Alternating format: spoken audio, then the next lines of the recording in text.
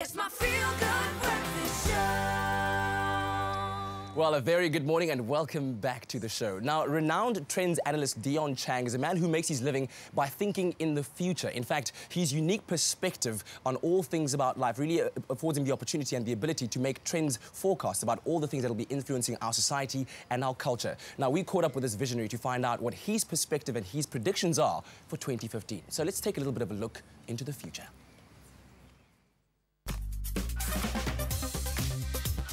It's not only your resolutions list that's getting a makeover in 2015. It's a brand new year, and so we can expect to see some brand new trends. And if you're looking for the inside track on which one of those will have the most impact on your lives, then Dion Chang is just the man to talk to you. Dion, you are basically at the epicenter of trend research, and it's quite astonishing how much the slightest changes can really affect our lives. So, for the upcoming year, how is technology and the new trends going to affect our lives? Well, I think technology is the fastest driver of change, so you really watch the techno space to see what's going to change things. It's the biggest disruptor of businesses and change, and it's the fastest driver of change. So whatever happens on the tech, the ripple effect is what you need to watch.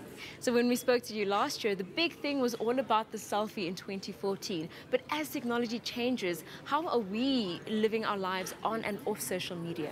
I think for the past 5 years, you've seen it's been a free-for-all. Toxic tweeters, 140 characters, really abusive, really insulting. But suddenly the laws are now starting to clamp down. So we're in an interesting space in history where regulation and legislation is catching up with technological advances. And this is one example. So you can be brought to book, put in jail, charged for any abusive tweets. So be careful what you tweet. So last year was the year of the millennial and how young people are really interacting in industrial spaces. What can we expect from the younger generations this year? It's a really interesting time because the last 5 years or so, there's been just this huge focus just on that millennial, Generation Y generation. But your next generation, they're calling them Generation Z or Z, are starting to come out of school and they're going to start moving into universities. And what I've been tracking up is that certain corporates are starting to already look and get the school leavers into their corporate culture as interns, as apprentices. But it's a very significant move. It's trying to close a skills gap, which is just widening and widening because of technology. So being the beginning of the year, we've just come out of quite a heavy shopping period. What can we expect in terms of how we conduct our shopping and our spending from the trends happening this year? There's two things that are really important. So the one is the evolution of social media commerce. The last year or so, you've seen this huge rapid advancement. So you're going to be very, very soon be able to shop from your social media platforms. And the other one is an interesting one and very good for South Africa is a model called click and collect. So you shop something online, but they don't necessarily deliver it to your home or your office.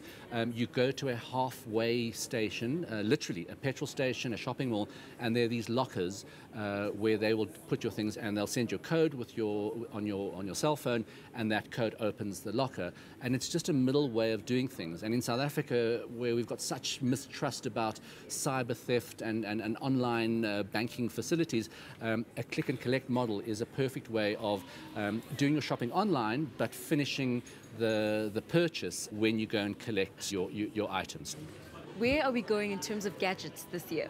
On the really, really forefront of the wearable tech is something called computational couture. It's a big tongue twister, but it really means that your nanotechnology is going to be infused in the fibers of your clothing.